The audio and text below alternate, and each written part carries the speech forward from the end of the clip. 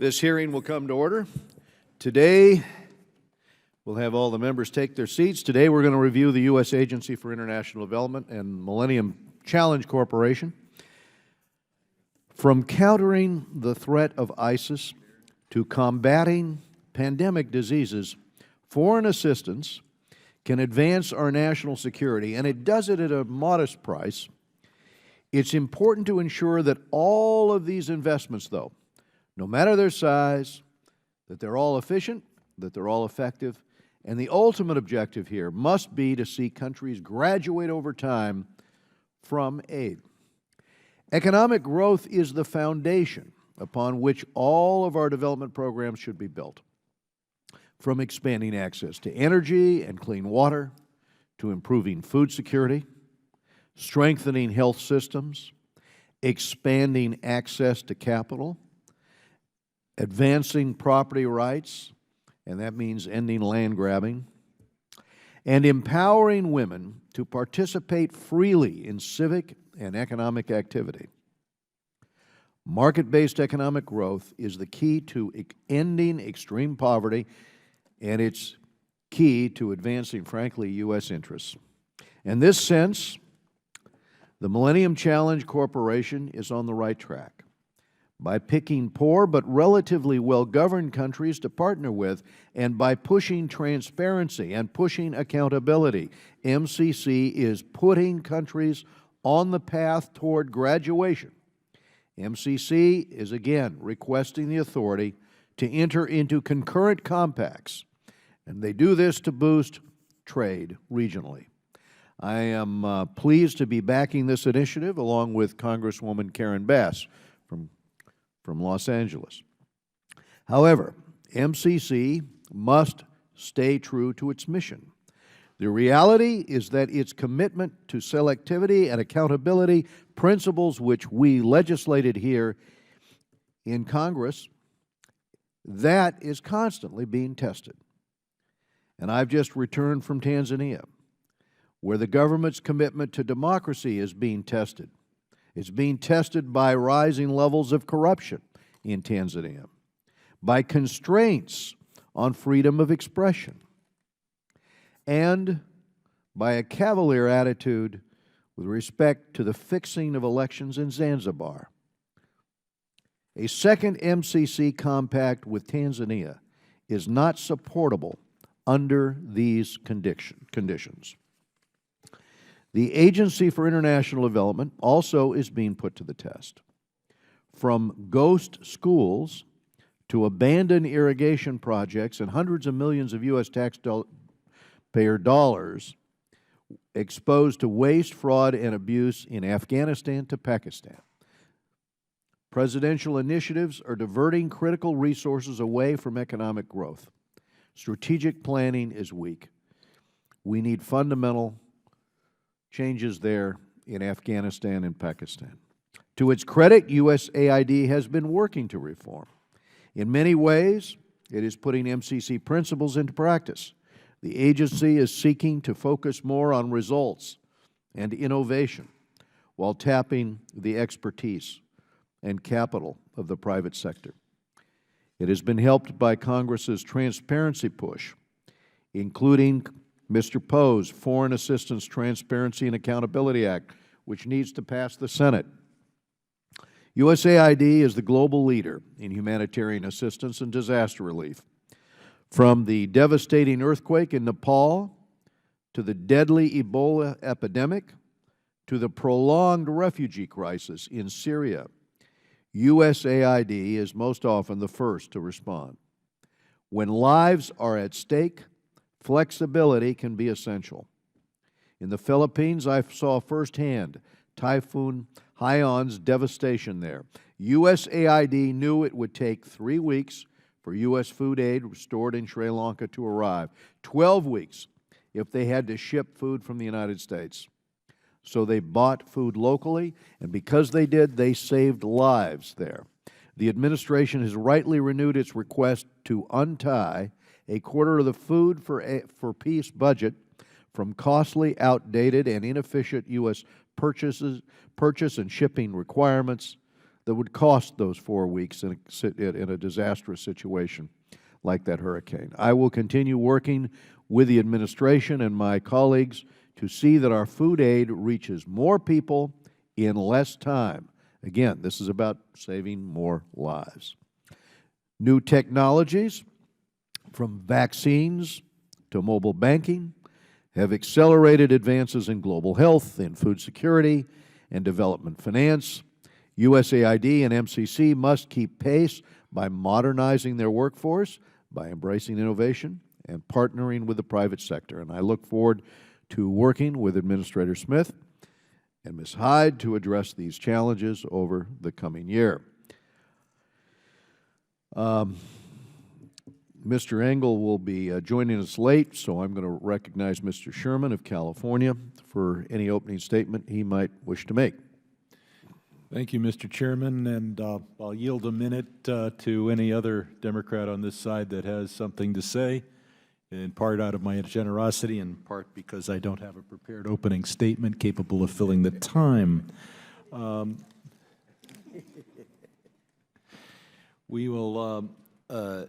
Congress can play an important role in foreign affairs by providing adequate funds and providing oversight.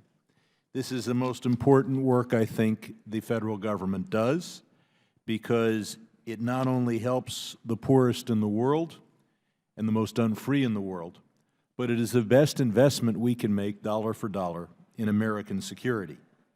In fact, we spend roughly 1/5 of 1% of our gross domestic product aiding and providing development assistance to the world's poor. When you poll Americans, they say that perhaps we spend 10, 25, or even 50% of the federal budget, rather than the 1% of the federal budget, 1/5% of our GDP, that we actually spend. Perhaps we should have a national referendum limiting total foreign aid to no more than 5% of the federal budget. I see at least 2 people in this room that would be happy with that as a target figure. When you look at our military budget and combine it with the veterans assistance and intelligence, you see that we spend an awful lot for our on our national security. We have robust tree of Georgia, have a for the Karabakh, helps that critical and beleaguered area, and people very much in need. We provide demining assistance. We ought to be doing more. As to Pakistan, there are different regions, and Pakistan is so complicated already if you look at the whole country, but you do have to look at the individual regions. And in the south, the provinces of Baluchistan and Sindh have more than 50 million people. The people of Sindh have, I think, I won't quite say it, but by a clear majority rejected extremism. I know that we've spent $155 million on the Sindhi basic education program. It makes it safer and this whole globe much more secure. When I think about the issues that are before us and the issues that you have to deal with on a global scope, because the 2 oceans no longer just protects the United States, and as Mr. Sherman said, we spend a minuscule amount. But when you think about, just look at the agenda, whether it's science and innovation, whether it's global health, dealing with women's health or malaria, or global health security, the tropical diseases, whether it's agriculture and the Feed the Future initiative, or the Global Food Security Act, or food aids reforms and priorities, whether it's democracy and governance that we're dealing with, or global change, global climate change, and wildlife trafficking. These are tremendous issues that are, and I can go on and on and on, but that we need to address, and that affects not only these other countries, but it affects us directly also. Because if you look at diseases, how fast they can travel, if we don't solve things there, they come right back here at home. So I'm excited to, and we'll have some questions in some specific regions, but glad that you're here, and I think that we're here at a key strategic time. Thank you. I yield back.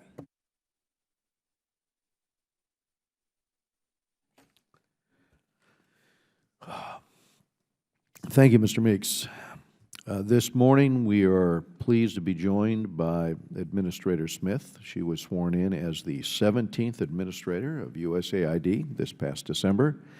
Before assuming this position, Administrator Smith served as Special Assistant to the President and as Senior Director for Development and Democracy at the National Security Council, and we welcome her to the committee. Prior to becoming Chief Executive Officer of the Millennium Challenge Corporation, Dana J. Hyde was the Associate Director at the Office of Management and Budget and previously worked at the State Department, so it's good to see you again, Dana. Without objection, the witness's full prepared statements will be made part of the record, and members here will have 5 calendar days to submit any statements or questions or extraneous material for the record. So, Administrator Gail Smith.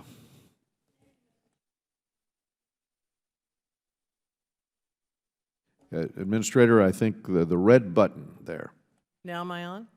All right, here we go. Thank you, Mr. Chairman, and to other members of the committee for the opportunity to discuss President Obama's fiscal year 2017 budget for the U.S. Agency for International Development. I will say I'm also delighted to be here next to my friend and colleague Dana Hyde of the MCC. For more than 50 years, USAID has led our nation's efforts to advance dignity and prosperity around the world, both as an expression of our values and to help build peaceful, open, and flourishing partners. This request will help advance that important legacy, but our budget line items tell only part of the story. In recent years, with vital support from Congress, we have acted to make our work more efficient, effective, and impactful. First, recognizing that foreign assistance is just one valuable tool of many, we are making smarter investments with our assistance, leveraging private capital and funding from other donors to scale our impact, and supporting governments, small businesses, and entrepreneurs to mobilize domestic resources for development. Second, recognizing that development is indeed a discipline, we are improving the way we do and measure our work. Since adopting a new evaluation policy in 2011, the agency has averaged 200 external evaluations a year, and our data show that more than 90% of these evaluations are being used to shape our policies, modify existing projects, and inform future project design. Third, recognizing that USAID can achieve more when we join forces with others, we partner with U.S. government agencies, American institutions of higher learning, NGOs, and communities of faith. When we can achieve greater efficiency or impact, we align goals and strategies with governments and organizations all over the world, and engagement with the private sector is now fully embedded into the way we do business. Finally, recognizing that development solutions are manifold, we are pursuing integrated country strategies, helping to build local research capacity, and harnessing science, technology, and innovation to accelerate impact faster, cheaper, and more sustainably. These and other steps, I believe, are making us more accountable, stretching our dollars further, and helping USAID to live up to its important role as our lead development agency. For less than 1% of the federal budget, the President's request will keep us on this path, enabling us to meet new challenges, seize emerging opportunities, improve the way we do business, and deliver transformational results on behalf of the American people. Specifically, the request of $22.7 billion will help advance progress in the 4 core pillars of our work. First, fostering and sustaining development progress. Second, preventing, mitigating, and responding to global crises. Third, mitigating threats to national security and global stability. And fourth, leading in global development, accountability, and transparency. In countries around the world, USAID works to foster and sustain development progress in a range of sectors. In global health, we will continue to save lives and build sustainable health systems in the countries where we work. We will also continue to achieve transformational progress through the U.S. government's major development initiatives, including Feed the Future and Empower Africa. And we will continue to promote quality education and increase access to safe water and sanitation. Finally, as we know, progress is not sustainable without open and effective governance and a vibrant civil society. The request will enable us to expand our work in democracy, rights, and governance. As a global leader in humanitarian response, the U.S. is there whenever a disaster hits. Our assistance saves lives and protects precious development gains, whether in Syria and South Sudan or on any of the 4 continents affected by El Niño this year. The President's request provides the agility and flexibility that is so desperately needed to prevent, mitigate, and respond to these global crises. We also work in places of strategic importance to U.S. foreign policy to mitigate emerging threats and other global security challenges.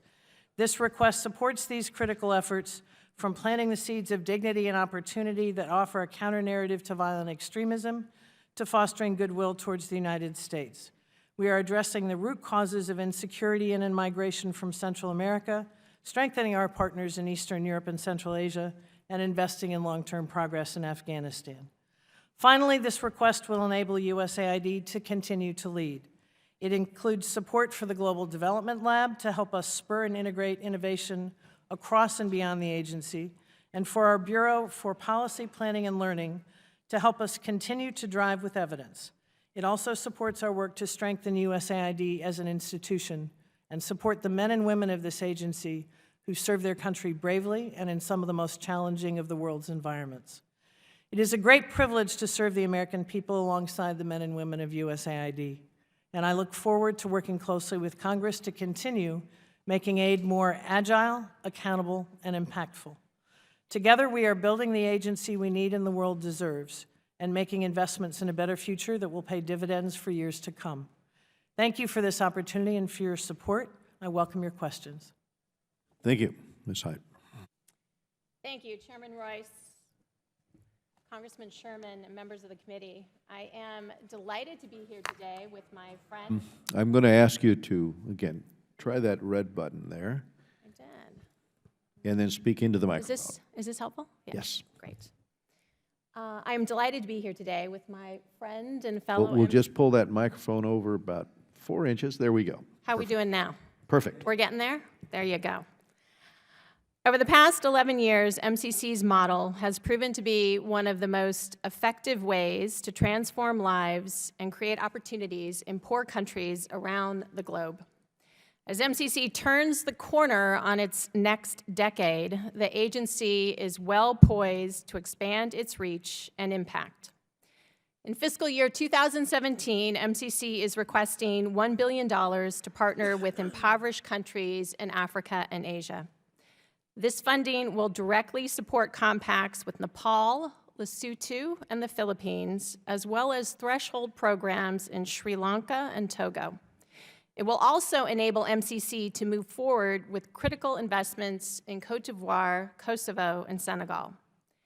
In each of these countries, MCC's data-driven approach will promote sustainable economic growth and reduce poverty in 3 key ways. First, MCC achieves some of its most dramatic results without spending a dollar of taxpayer resources. MCC's scorecard and global brand have created a powerful incentive for countries to undertake reforms to achieve eligibility, a phenomenon that has been labeled the MCC effect.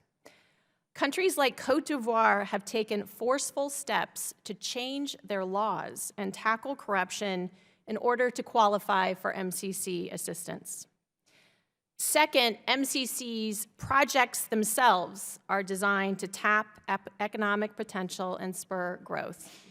Nepal, for example, is one of the poorest countries in Asia and still recovering from last year's devastating earthquake. But Nepal is also endowed with valuable human and natural resources. The flow of water from the Himalayas has the potential to power homes across the country and supply an energy surplus that Nepal can sell to neighbors like India. The government of Nepal, with MCC's support, is taking steps to turn this potential into reality. By harnessing its natural waters through capital-intensive infrastructure projects, MCC can help Nepal on the path to long-term growth. Finally, MCC's programs leave behind more than the sum of their individual projects. MCC's commitment to a country-led, country-owned model of development prioritizes accountability, transparency, and systemic change. Consider MCC's lasting impact in the Philippines. After an MCC designed and funded road survived a direct hit from Typhoon Haiyan in 2013, the government adopted MCC's resiliency standards and is now applying them to highways across the nation. With this committee's support, MCC is on a strong footing. Last month, we released a 5-year strategy, Next. Next charts a course for expanding impact by doubling down on the core strengths of the MCC model. Allow me to share 2 important priorities. First, the strategy commits to deepening MCC's leverage of the private sector. Increasingly, MCC is using its grant assistance to incentivize and support difficult sector reforms that help create an enabling environment for private investment. At the same time, MCC is expanding its use of public-private partnerships. Just over $1 billion in 3 recent compact investments is expected to leverage nearly $5 billion in private investment. Second, it is increasingly apparent that the path to economic growth in many of our partner countries lies in regional integration. After more than 10 years of successfully delivering large, complex infrastructure projects, MCC is well positioned to support the hard and soft infrastructure that will link markets and customers across borders. The President's request asks Congress to provide MCC with the authority to make regional investments. You, Mr. Chairman, as well as Mr. Engel, Ms. Bass, and others have been champions of this authority, and I am grateful to the committee for approving language that would support MCC's regional work. In sum, Mr. Chairman, I am proud and humbled to lead an agency built on the pillars of evidence-based development. In this constrained budget environment, you can be assured that MCC's data-driven investments yield results. MCC continues to promote American values and catalyze growth around the world. And since day one, MCC has held itself accountable to Congress and to the American people. Thank you very much for your time and attention, and I would be happy to answer your questions. Thank you, Ms. Hyde. I would just start by mentioning Mr. Shabbat's Girls Count Act, which we passed through this committee, and now the administration is working with the Let's Girls Learn initiative. As Mr. Shabbat has pointed out in this committee, keeping girls in school reduces the likelihood that they're going to be made child brides, or that they're going to end up trafficked, or they're going to be trapped in poverty. And so we have the Peace Corps and USAID heavily involved now in Let's Girls Learn. Which of the two is leading that effort, if I could ask? Very good.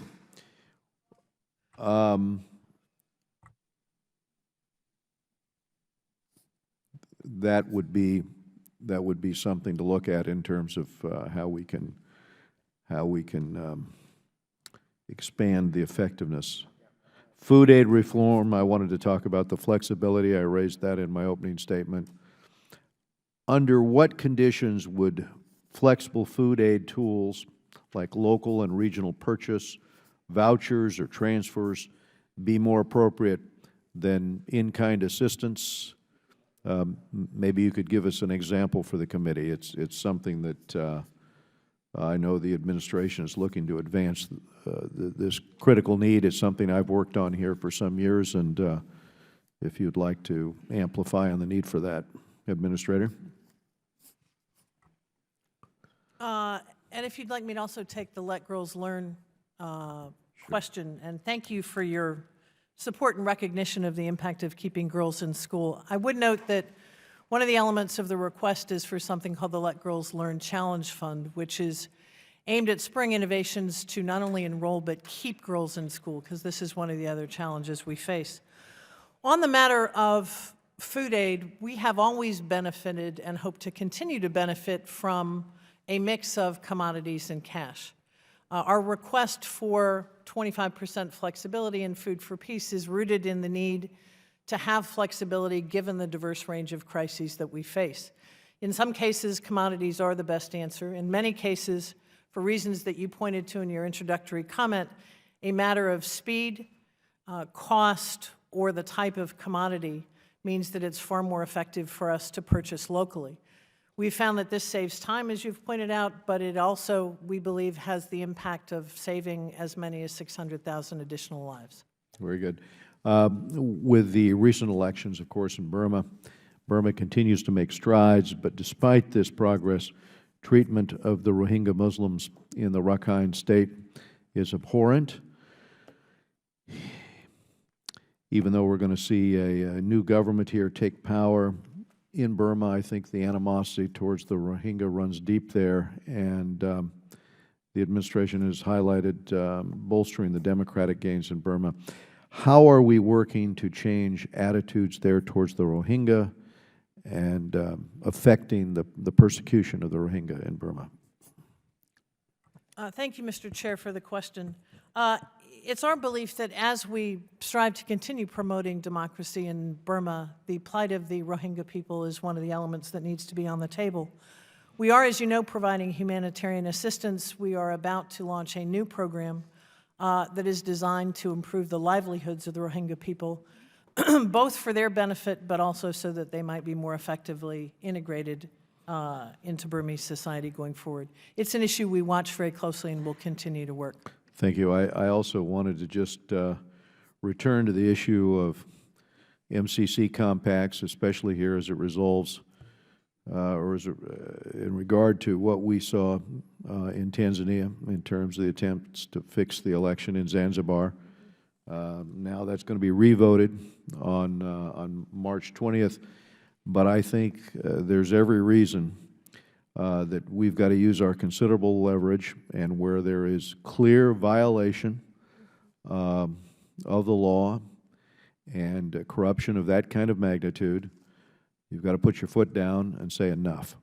Also, I'll just mention, besides the situation in Tanzania on the attempt to fix that election on the island of Zanzibar, you've also got the situation in Peru last week, where the Peruvian electoral court has barred Julio Guzman from next month's elections over what they say is a procedural error in his party's internal nominating process. Now, this is not an issue within his party. It's the opposition, frankly. It's Fujimori is the rival candidate, Fujimori. And with just weeks until the first round of votes, Mr. Guzman has been polling second to the rival candidate, and now, not by the will of the people, but by a 3-2 vote on this procedural issue, that's going to determine, I guess, who's going to lead Peru. I think that decision risks undermining the legitimacy of whomever should eventually prevail, and we should be using our considerable influence in situations like this, where we see these attempts to steal elections. We should be engaged in that. I see also we're looking at another compact with the Philippines. As you know, we've raised this issue of land grabbing in Cambodia, where the corruption is driven from the top, from the central government, and from the Philippines, where you have local governments involved in the process of land grabbing. And I think as we work to identify land grabbing and poor land tenure policies that are constraints to economic growth, we have to use our considerable leverage as a counterweight here to end those practices. I've run out of time, so I'm going to go to Mr. Engel for his opening statement and any questions he might want to raise. Mr. Engel.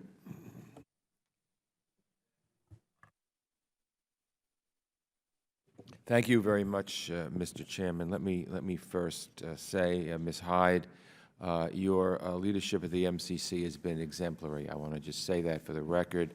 And let me say, as you will know, how pleased I am that Kosovo is now on track for an MCC compact. It's something we worked for a long time, and it's just nice to see government responding in the way that I believe it should. So thank you very, very much.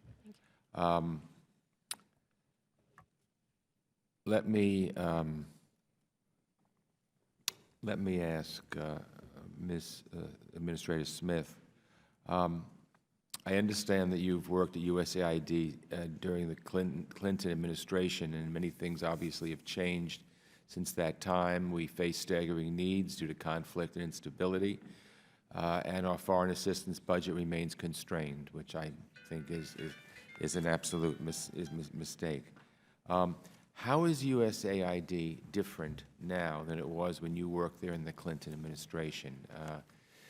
Power Africa and Feed the Future are two of the signature development initiatives USAID has led in the past few years. How do these initiatives represent a new and different approach to development?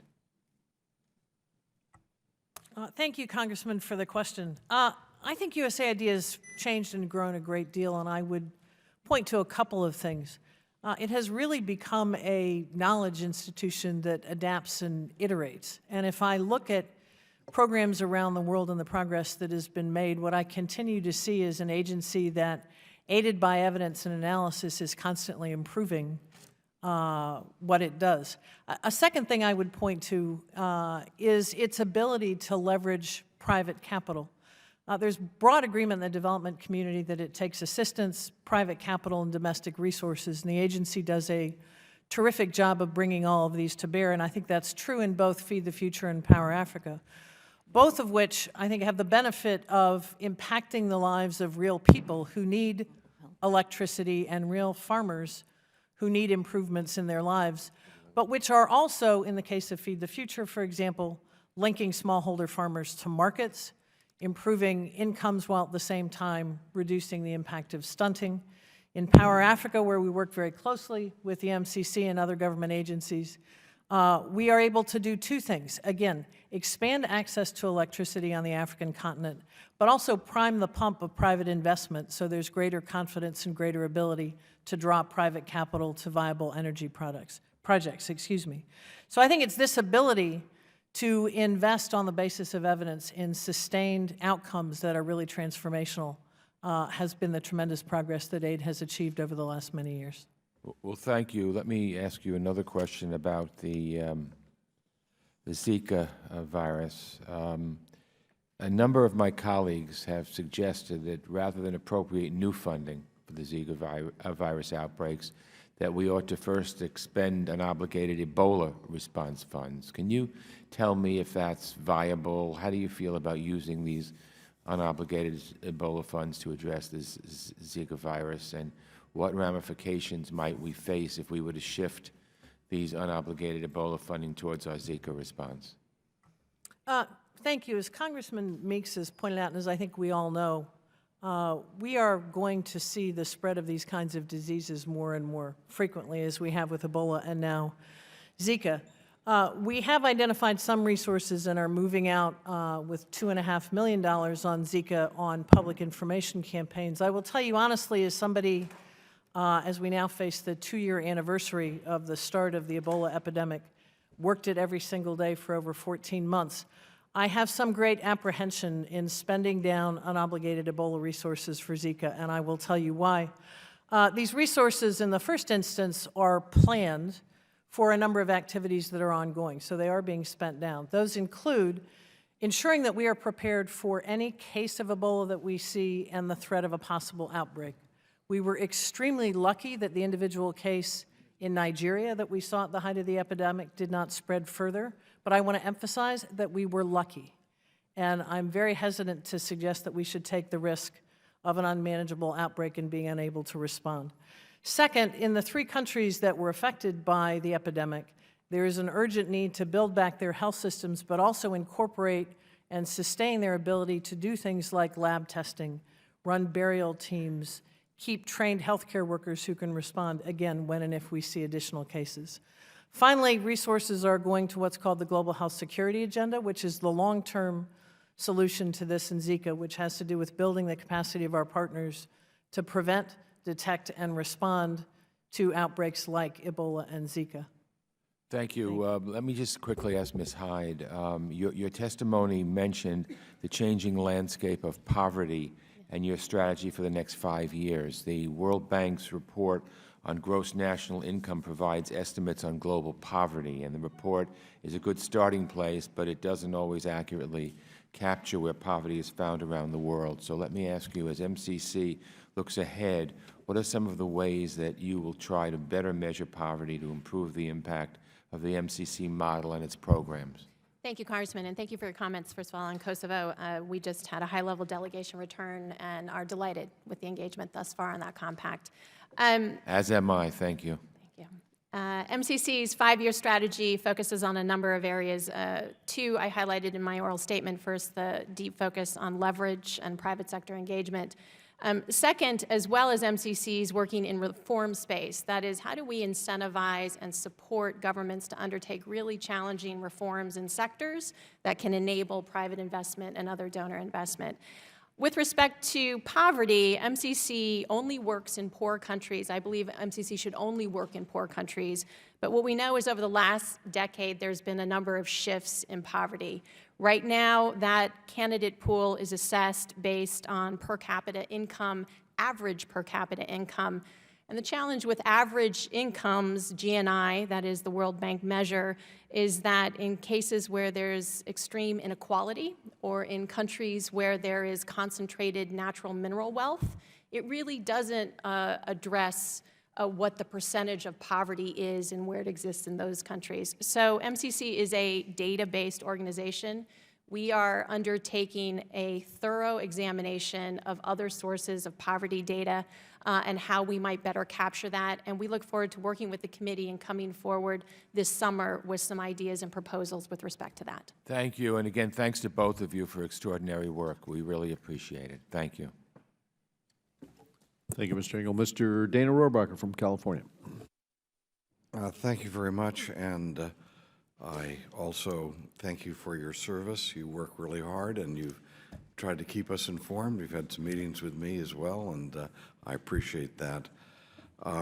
Just some notes of concern, and that is when we talk about land grabbing, the chairman mentioned land grabbing in the Philippines and elsewhere.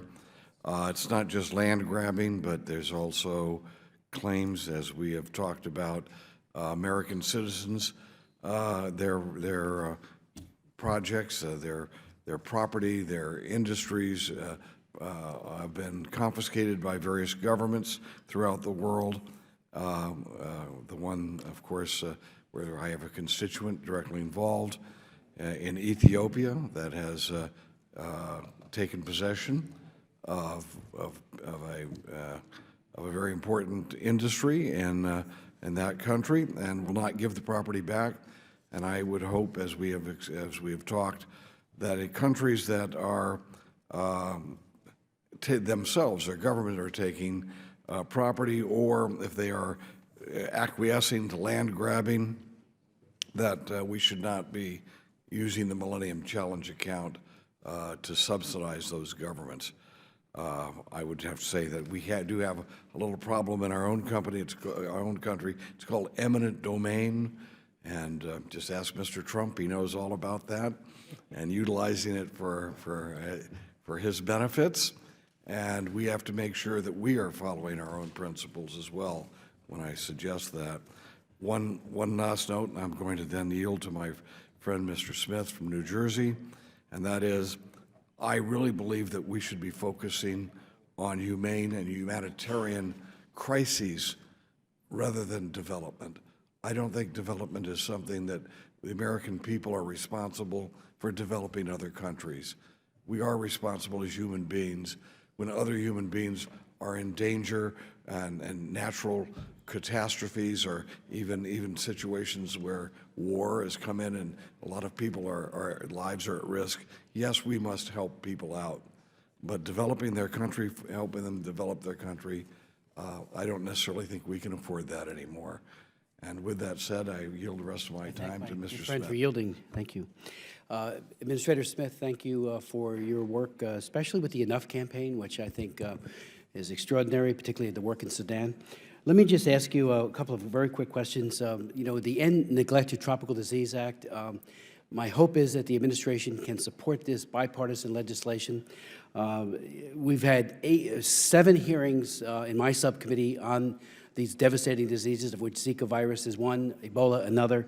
Can you support the legislation? Secondly, Yesterday, the House passed 2 resolutions, one calling the horrific murdering of Christians a genocide in Syria, and a second bipartisan resolution calling for the establishment of an independent ad hoc Syrian war crimes tribunal. You know, my hope is that everyone who cares about the humanitarian impact that war has, particularly when it's a genocide, could weigh in on the administration, other parts of it, to make a determination. The President has till Thursday.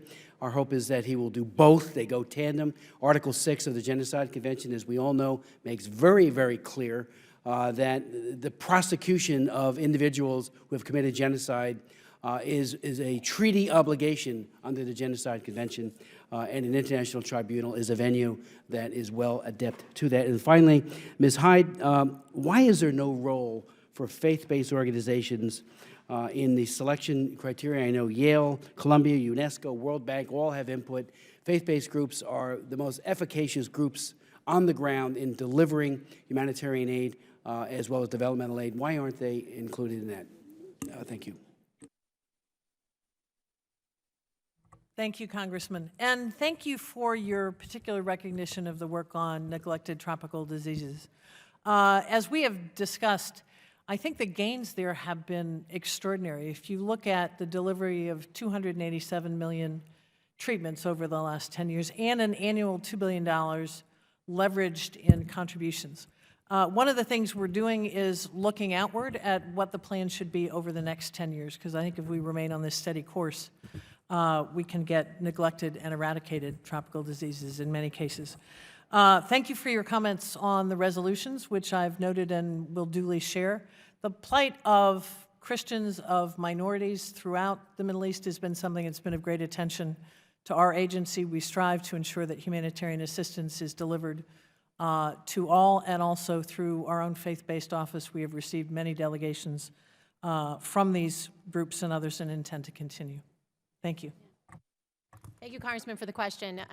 With respect to the indicators themselves, we'd be happy to take a look if there's a specific indicator that might be appropriate in terms of measuring growth. You know, most of the indicators that we're using are the IMF, the IFC, the World Bank, and this kind of sort. But if there's some gap that we're missing. Well, I know that there are NGOs like Freedom House and others. Freedom House and others, yes. And the faith-based groups, Catholic Relief Services, Samaritan's Purse, they are absolutely essential. Yes, no, I couldn't agree. They should be contributing, I would say, into that criteria. Couldn't agree more. And we are, so to the extent it may be the inclusion of a new indicator, I will say that with respect to our designing investments, our civil society outreach, faith-based groups are absolutely part of where we reach out to country by country. In fact, our work with Niger this year will prove as a good example of that.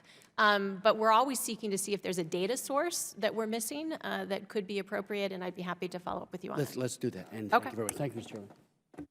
Thank you. We go now to Mr. Brad Sherman, and without objection, I'm going to yield a couple of minutes to Mr. Sherman to.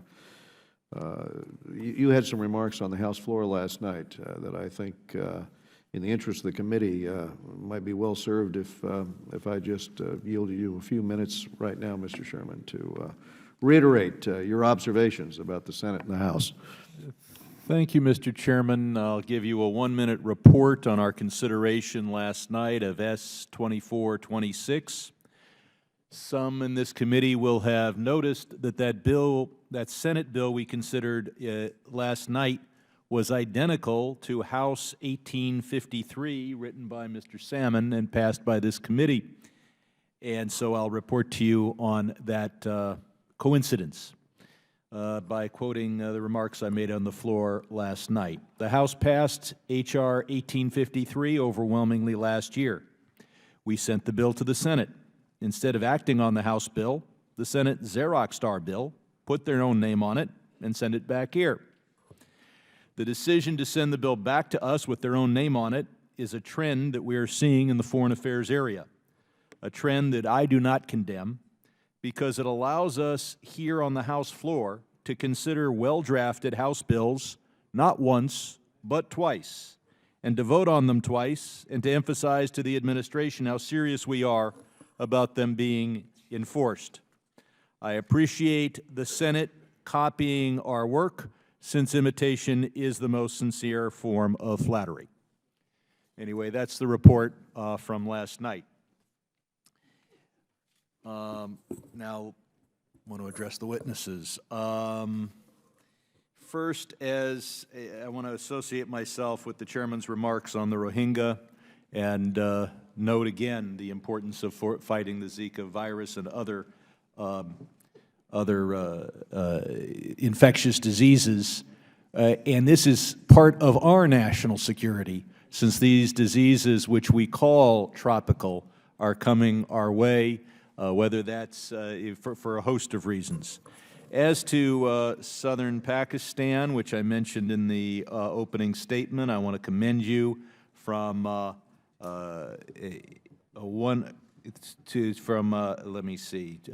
the construction of 26 schools that you've started, both girls' schools and primary schools, training 113 supervisors. And I wonder if you could comment, Madam Administrator, on your work in Sindh and Baluchistan. Yes, sir, and thank you for your comment again on Zika. I think it's extremely important that we all recognize that this is a new and modern threat that's going to continue to challenge us. In Sindh province, and thank you for your recognition of the work, we have, as I think you know, a comprehensive development assistance portfolio that includes repairing power stations, developing a workforce program targeting disadvantaged youth, increasing enrollment in schools, and improving infrastructure and technical capacity to deliver quality health services. You've pointed to some of the results we've seen. I'd also like to point out the Health Infrastructure Improvement Program, which trains over 1,300 healthcare workers and provides care, importantly, for 140,000 women annually. Thank you.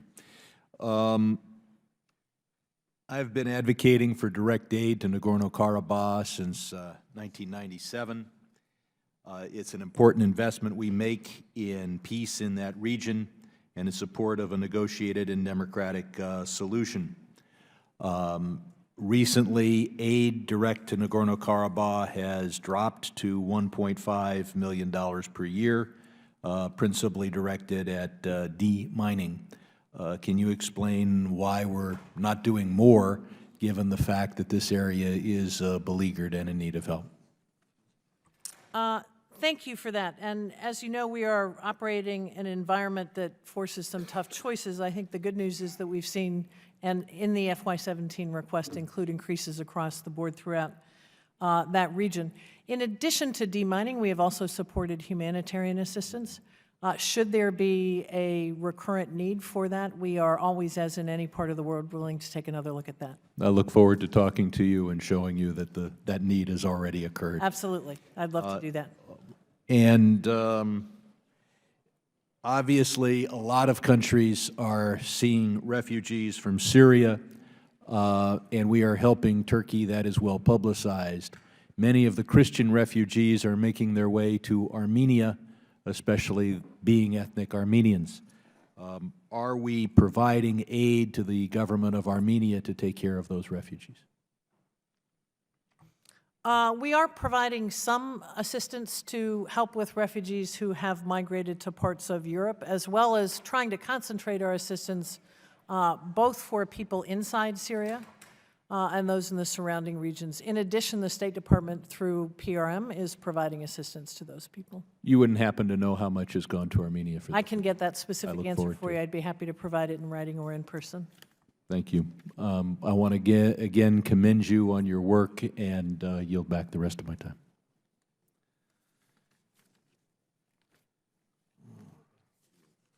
Gentleman yields back. I now recognize myself for 5 minutes. And again, as the other members have said, we welcome you here and your testimony. Let me ask you this, Madam Administrator. How much taxpayer money is the President requesting for the Global Climate Change Initiative? Could you turn your mic on, please? That's all right. I can get you that number. For USAID specific funding, I believe it's in the range of $300 million. I've got Okay. that right here. I'll look it up for you. All right, let me, correct me if I'm mistaken here, but I've been led to believe that it's $483.9 million. I'm happy to look at that figure specifically. Okay, well, for the purpose of my next questions, if you'll assume that that's the number, unless you have one of your folks find out it's different, in which case I'm happy to be corrected. I see you're getting handed a piece of paper there now, so. I am.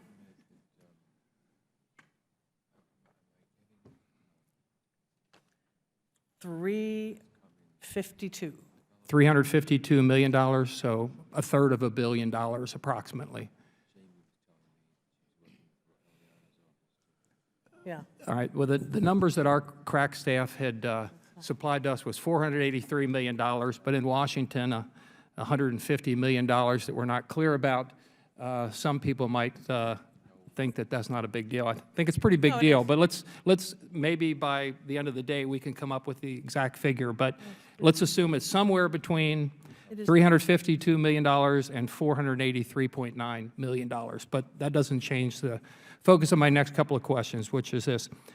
This nearly a third or a half $1 billion of the hardworking American people's tax dollars is pursuant to commitments that were made at last year's Paris Climate Conference. Is that correct?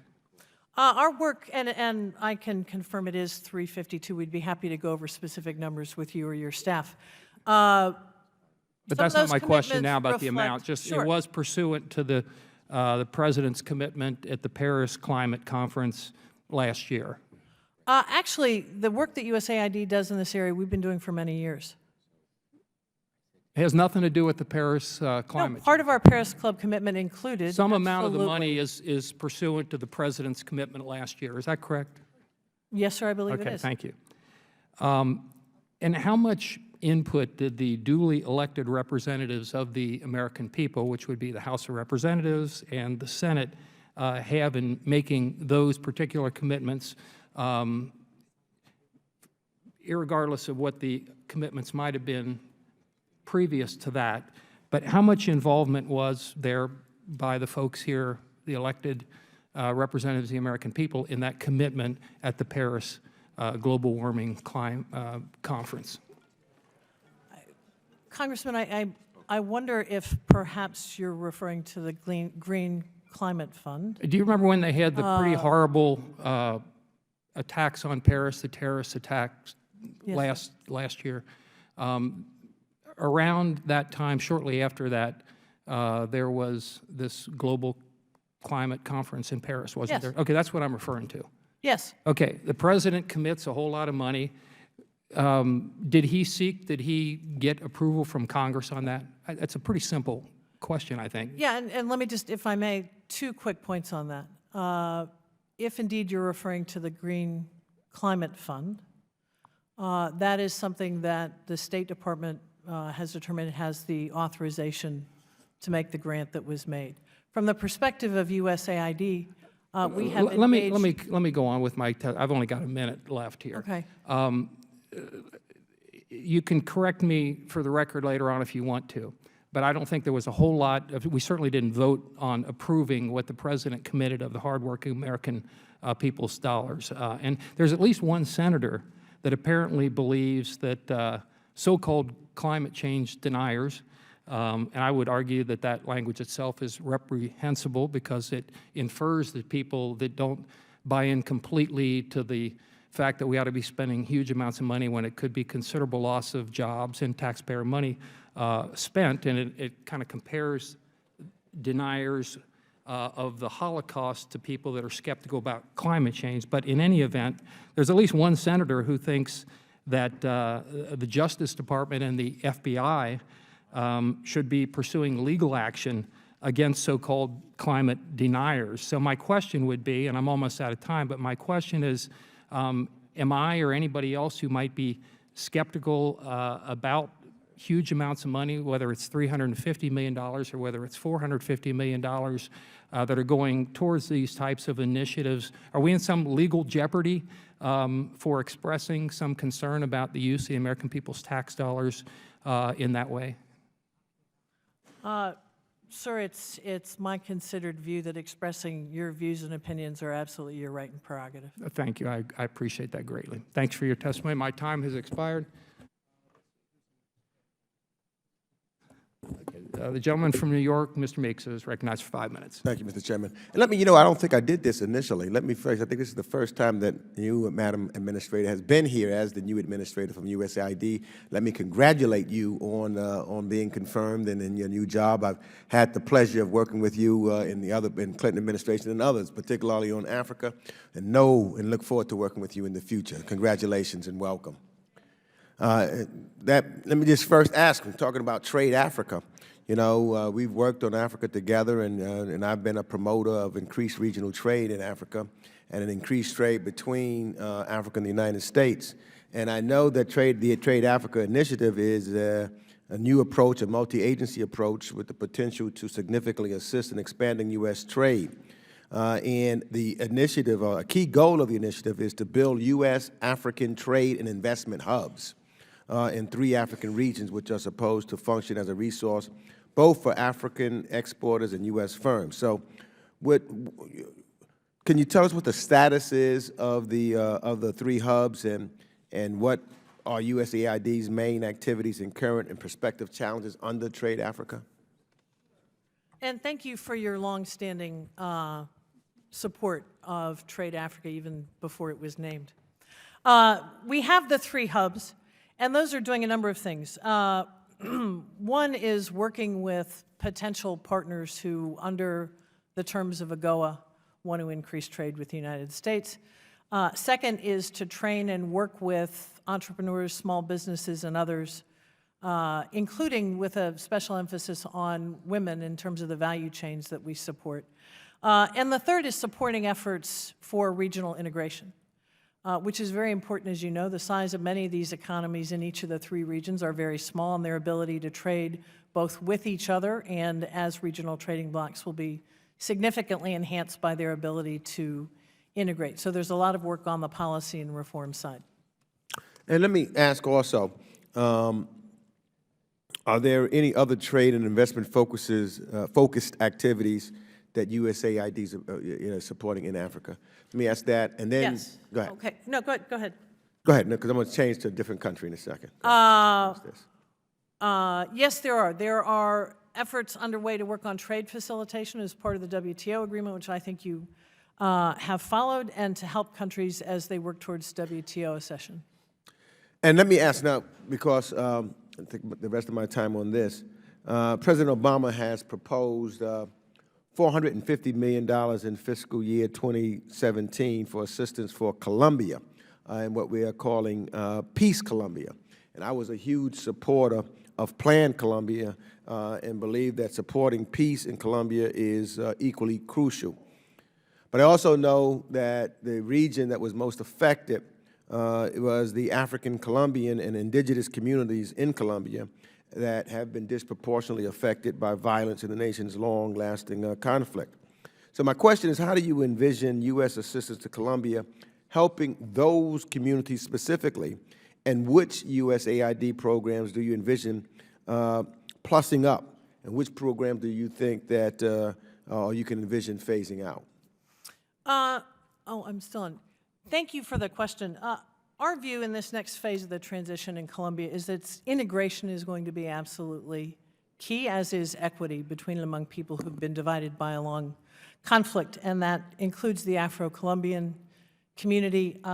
You will be pleased to note, I think, that in the FY17 request, we include a $61 million program targeted just for those communities, aimed at building their capacity, including for self-governance, to engage in public debate and dialogue with the government and build capacity and resources among those communities so that we might see, as Colombia does enter this next phase, greater equity than we've seen historically. Thank you, because that's absolutely critical. As the peace process works and former members of the FARC start coming back, that's the area where they go. And we want to make sure that those who have suffered and been displaced for a long period of time, that they're considered in this process. And a lot of the aid and capacity building dollars are there because there's great opportunity there from whether it was the Colombia Trade Agreement or other opportunities that present themselves there. I would agree with you, and that's very much what our assistance is aimed to do, as well as our dialogue with the government of Colombia. Thank you. Now I yield back. Thank you. The gentleman yields back. Gentleman from South Carolina, Mr. Duncan, is recognized for 5 minutes. Thank you, Mr. Chairman. And let me just say, I think USAID is, for the most part, a very effective tool in the foreign policy realm. It transcends administrations. It's been around a long time, and I appreciate its efforts. And so, Administrator Smith, I'd like to address some questions to you, but things I know about USAID, things like ongoing efforts in Iquitos, Peru to combat dengue and now Zika, research in mosquitoes and how that those two fevers and viruses are transmitted.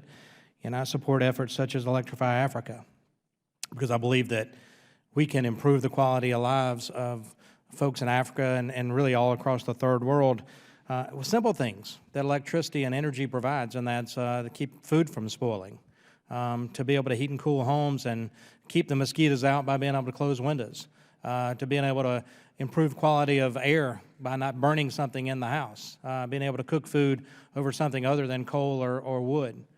These are simple things. Being able to read after the sun goes down, whether reading to your parents or reading yourself, or there are just so many things we take for granted that I think the electrifying efforts, whether it's Africa or anywhere in the third world, can benefit. So these are things I support. But I went to the Summit of the Americas last year as chairman of the Western Hemisphere Subcommittee, and at the summit, I had a chance to have a conversation with President Obama, and we were talking about the money for the Northern Triangle countries for the unaccompanied children.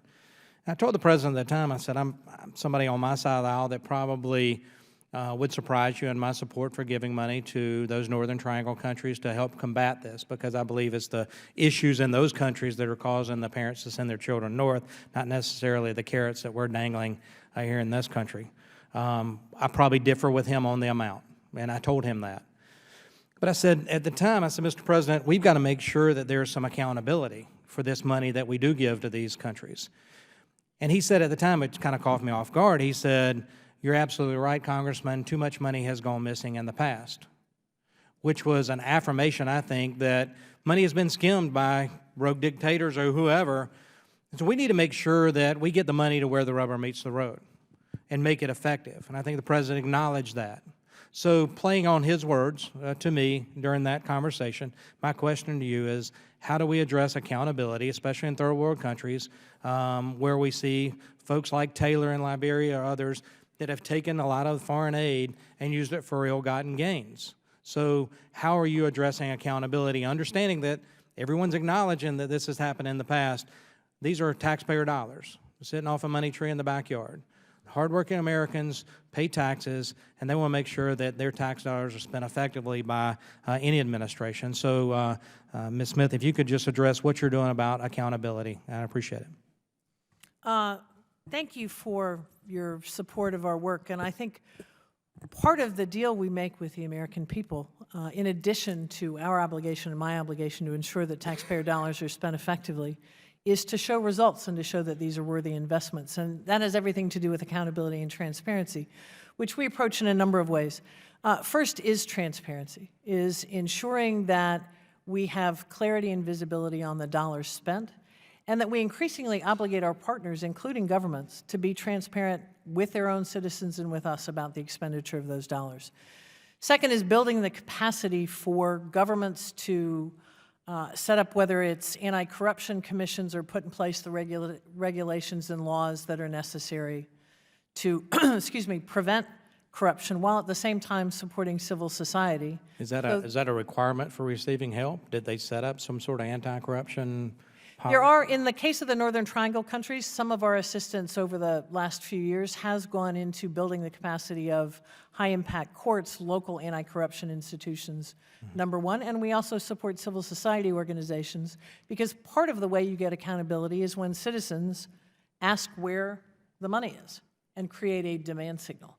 So that is another way we do it. And I think this has become, when I was asked the question of what has really changed at aid, I think the incorporation and and I'm sure my colleague will speak to this, but I think across the board on foreign assistance dollars, this emphasis on building capacity to fight corruption, building capacity of civil society to hold governments accountable, and demanding degrees of transparency that were not required in the past, quite frankly, in some of the examples to which you refer.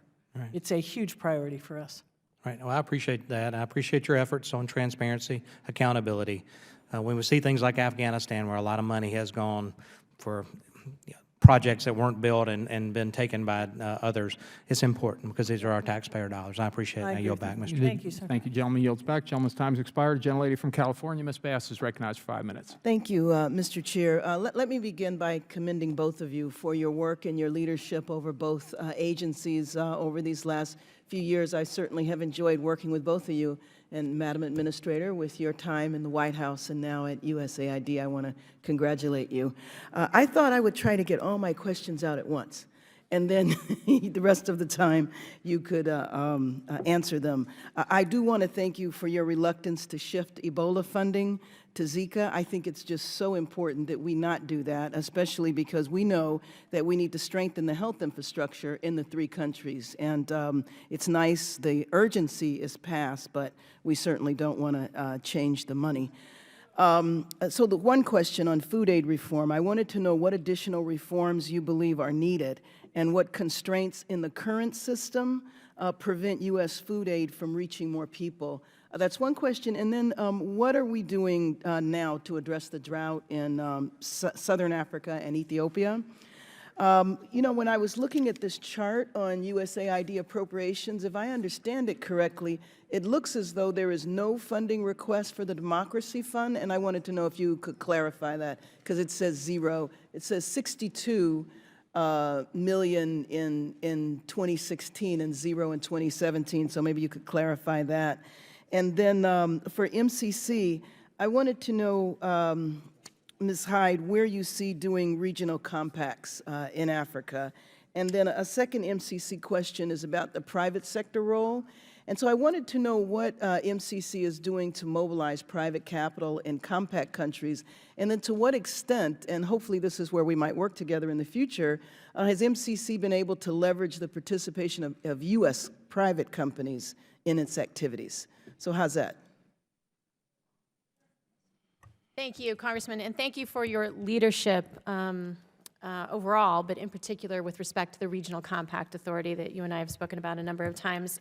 So as I mentioned, we know that in 2016 we live in a global economy and that regional integration is key to helping markets develop, particularly true in Africa, where you have 54 disparate countries, many small without the economies of scale.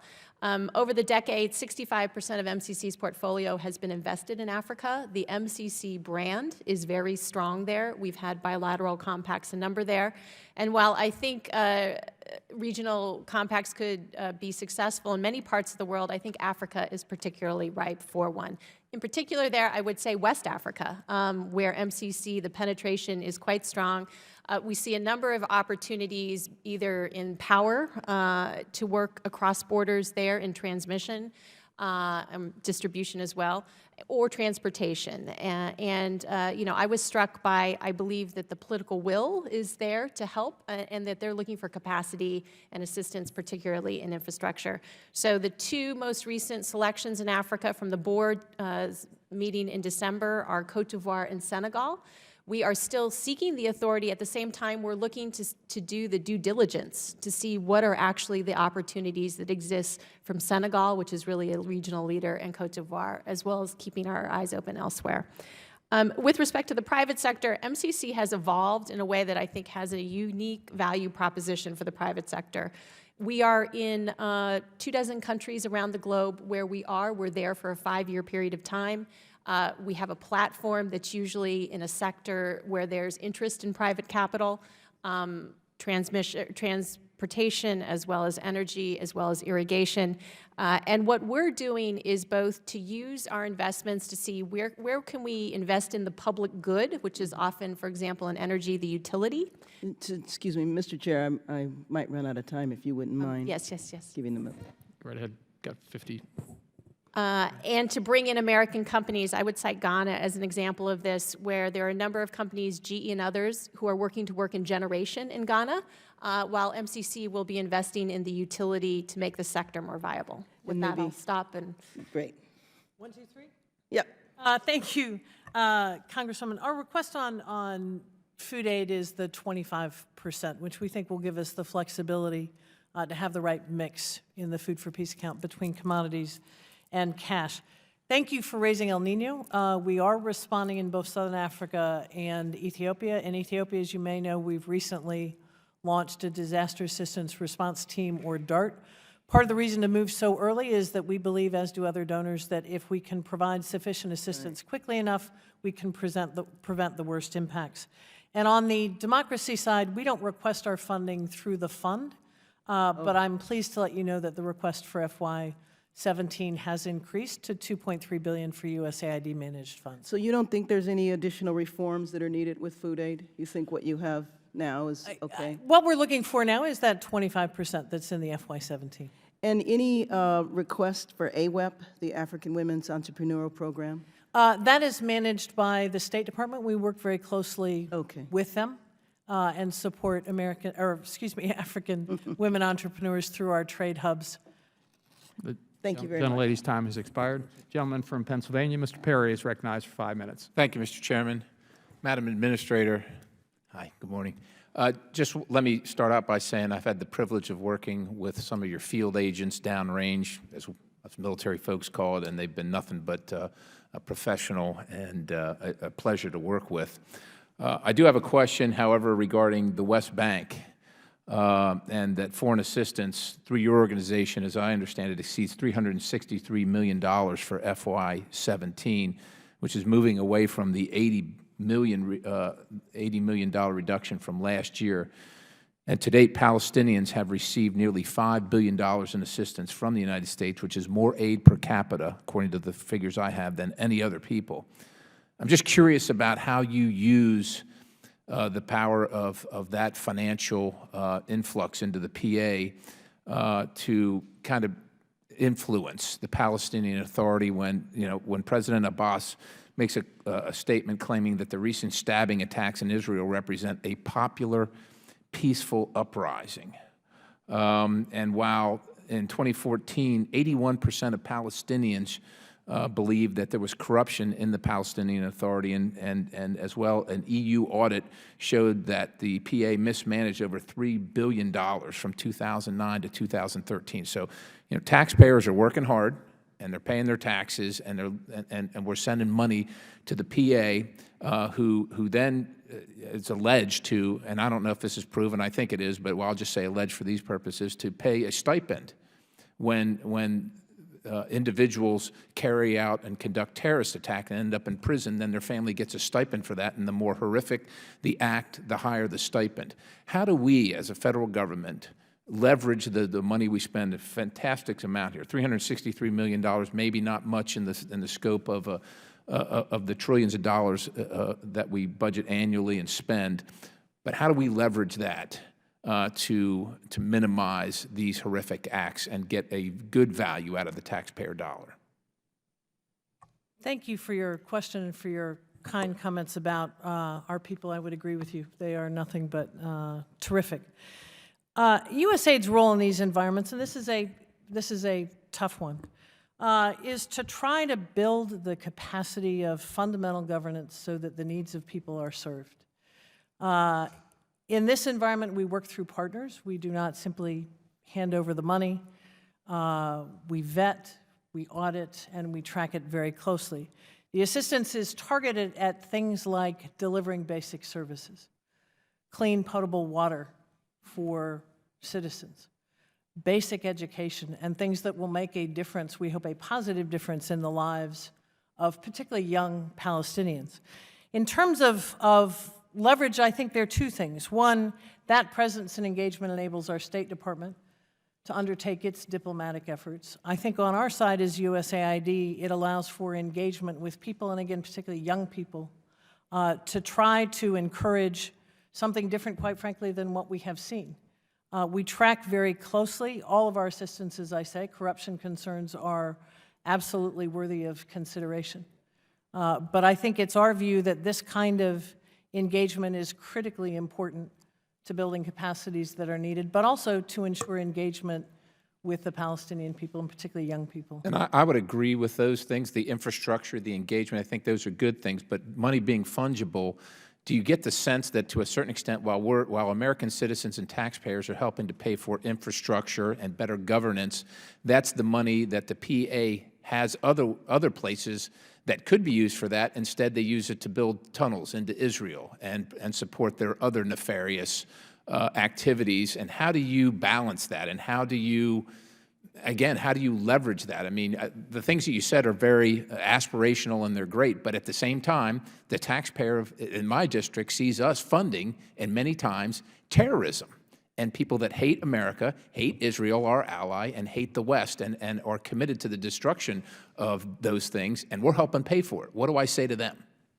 I think that's a fair question. I think the first thing you can say to them with confidence is we do not fund terrorists, and we very closely track our assistance to ensure that at an individual or any other level that does not happen. I think as a matter of policy, and we work under the auspices of our foreign policy, there is a decision and a view, again, that there is a need to build that fundamental capacity on the ground. And as I say, I think our State Department is able to use that engagement and our presence in what we do as USAID to press the Palestinian authorities to move in a different direction. The gentleman's time has expired. Thank you, Mr. Chairman. Thank you. The gentleman from Massachusetts, Mr. Keating, is recognized for 5 minutes. Thank you, Mr. Chairman, and thank you for your service.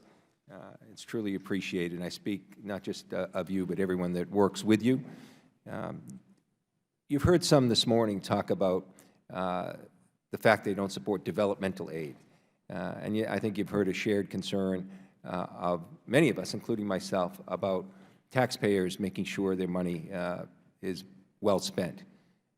So my belief is that, and I wish in a way there was another term besides developmental aid, because I don't think it really catches what it truly is. I think that indeed putting money into those resources will put the fires out before they occur, and they, as a result, will help taxpayers get the most of their money. Could you give us some examples of how that is indeed the case, just so I think the public listening in particular will become more aware of this, how putting resources into that is cost-effective and will put those fires out before they occur?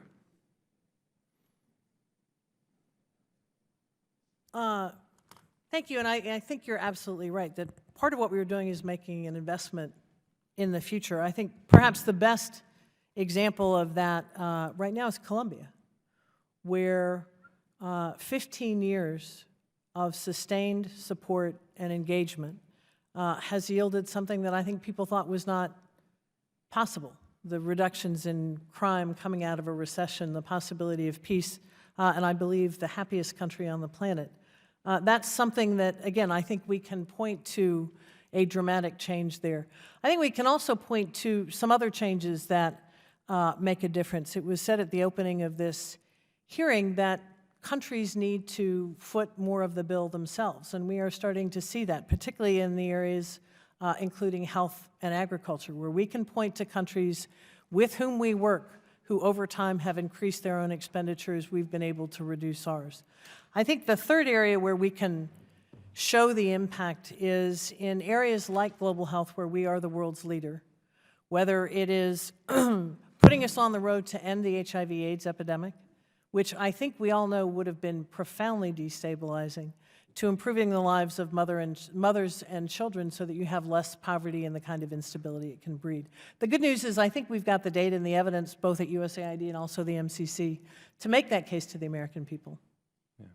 I would just add in Africa as an example, Cote d'Ivoire, and that's a country that a decade ago was in the throes of a violent civil war. The story of Cote d'Ivoire for MCC is that 3 years ago they were passing only 5 of 20 indicators. They came to us, they said, we want a compact, we want to get better.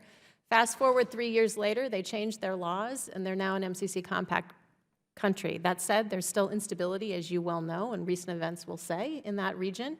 And we need to stay engaged and vigilant in a very accountable system so that these countries that are trying to do the right thing are able to stay afoot. Yeah, and I also just want to point out an area of concern that I have looking forward along those lines, particularly in terms of being an incubator for terrorist activity and for extremism, and that's in Central Asia. I'm concerned as I look at the inability to get people to get work, the economy in Russia, people migrating out of there. There's an area, the North Caucasus area, those areas are ripe for this. Are there things we can do in that area that, or can you think of that as something in the future that could be addressed in terms of that potential instability? Well, it's not potential, it is unstable. Yeah, I can speak to that. There are a number of parts of the world where I think we see that combination of things. A youth bulge, heavy unemployment, lack of access to opportunity. Much of our work goes to that across the board. A lot of our specific work, and there is an increase in our request for countering violent extremism, which is targeted at getting to some of the root causes of the kinds of threats to which you speak. And one of the things that USAID is able to contribute to this is very sharp analysis of what exactly are the drivers and where can we make the investments that will yield results. But that is one of the many areas that we are looking at. And my time is limited, so I probably will go in writing with this question, but I am curious, and we'll do this in writing, because I'm sensitive to my colleagues' time, about the gender policy issues and USAID's gender policy and the success with that, because again, it's an area I believe investing in those issues will really be serving the taxpayers well and preventing things from occurring in the future. So again, thank you, and I yield back. Gentleman yields back. Happy to respond in writing. Thank you, gentleman's time's expired. The gentleman from Rhode Island, Mr. Cicilline, is recognized for 5 minutes. Thank you, Mr. Chairman. I want to thank our witnesses for their testimony, for your extraordinary leadership, and for the work of your colleagues that they do every day to continue to enhance our security and the stability of the world. And I really want to echo Mr. Keating's point that development assistance is not a gift, but it's a strategic investment in our national security, our health, and our economic well-being. And obviously very important. There are 3 areas that I wanted to submit written questions on. One relates to the 20-year decline in the personnel of USAID and the status of the USAID Forward, as well as the Development Leadership Initiative, kind of how do you see that moving forward? Also, there's been a terrific initiative, the International Aid Transparency Initiative, so that taxpayers can be sure that there's a good return on their investment and the impact it's making and the status of that, as well as your view about the importance of continuing to support Nagorno-Karabakh and kind of how you see that going forward, particularly in light of the needs that exist, as Mr. Sherman mentioned. So I'd like to give you an opportunity to provide some more detailed information, but I'm going to ask 3 questions today and just give you whatever time is left to answer them.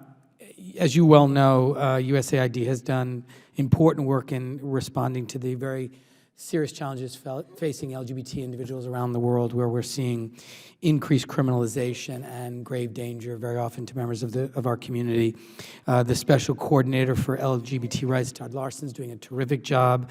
And so I'd like you to speak a little bit about how you see that role continuing, where we're seeing some success, what are areas of particular concern.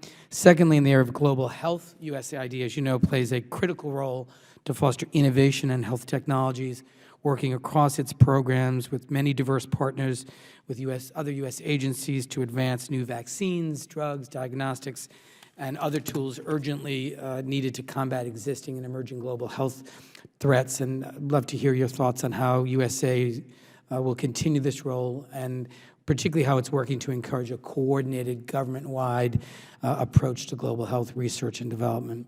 And aside for MCC, of which you know I'm a huge fan, thank you for your great work. Would you talk a little bit about the challenges that MCC faces in implementing compacts in fragile states like Liberia and Cote d'Ivoire, and how the agency is really prepared to address that? And of course, I'm always interested to know how Cape Verde is doing in its second compact, particularly in the areas of legal and institutional foundations and rights, and how they're meeting those goals. So I'll stop and give you as much time as I have remaining to address those. Thank you, and I agree. Todd is doing and has done a terrific job. I think both he and his office, but the fact that we now have points of contact in every single bureau in the agency on the issue of our LGBT community. And I think we have made important progress, we and some other donors, of putting this issue on the map and ensuring that governments protect the rights of all of their citizens and prevent and protect them against discrimination. What we're looking at now is how do we ensure that this remains part of the agency's work going forward, both through maintaining the coordinator position, but looking again at how we can institutionalize it across the board, including in the field and with our partners. I've also had the privilege and opportunity to speak to several other donors who have been leaders in this area, and we are of the same view that we need to find ways not only to expand our work, but ensure that it's continued by those who may succeed us. On global health coordination, that is something I work on now and worked on in the past, and including with Dana in an earlier life, and the specific area on research and development of new diagnostics and vaccines and other things. Our coordination, we work closely with CDC and NIH. They play huge and tremendous roles there in making sure that there is no duplication or overlap. We also work with them to make sure that even as they are developing new opportunities, we are looking at how these can be deployed, whether through Gavi, which I think you may know, the Global Vaccine Alliance, or our own programs. Thank you. Great, quickly. So with respect to Cape Verde, we are on time, under budget, closing out next year. All of the reforms are going forward. In fact, our executive director was just in this week, and it's going very well. So every reason to believe we'll be set up for success there. The engagement of the government and our partners has been extraordinary.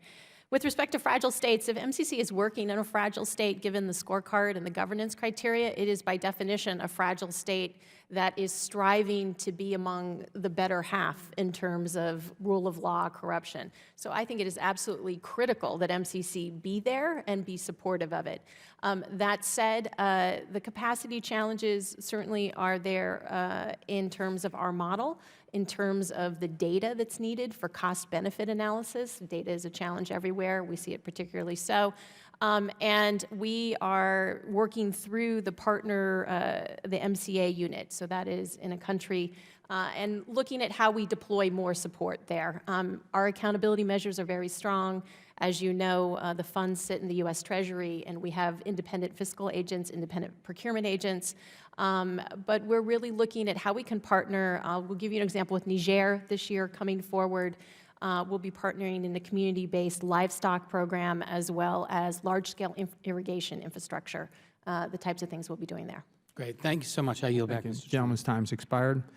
Batting cleanup, last but certainly not least, the gentlelady from Florida, Ms. Franco, is recognized for 5 minutes. Thank you, Mr. Chair. I often feel like I'm in that Agatha Christie novel, And Then There Were None. I mean, but I want to thank both of you for your service. I really have two different questions. I hope you can get to them both.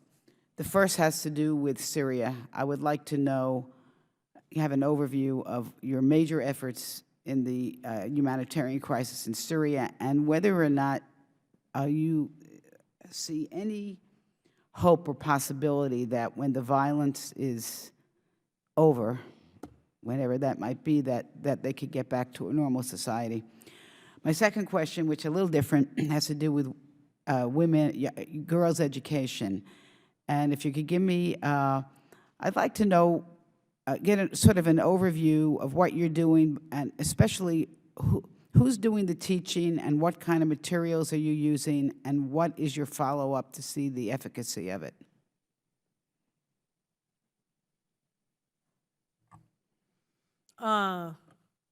Thank you, Congresswoman. And with regard to Syria, this has been a very big piece of AIDS work for over 4 years.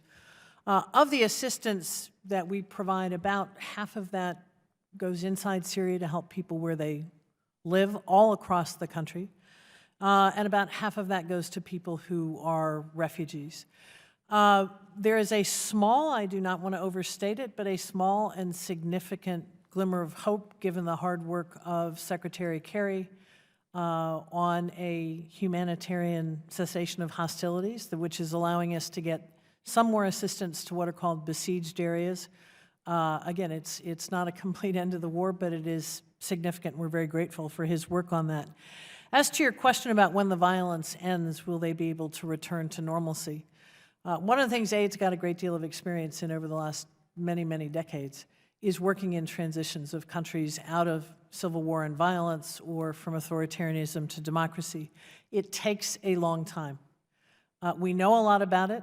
I think the agency is quite good at it and has learned enough over the years to enable us to marshal a plan and a design to help Syria return to normalcy and peace. I think it is possible. We've seen other countries do it, but I also think it's going to take a very, very, very long time.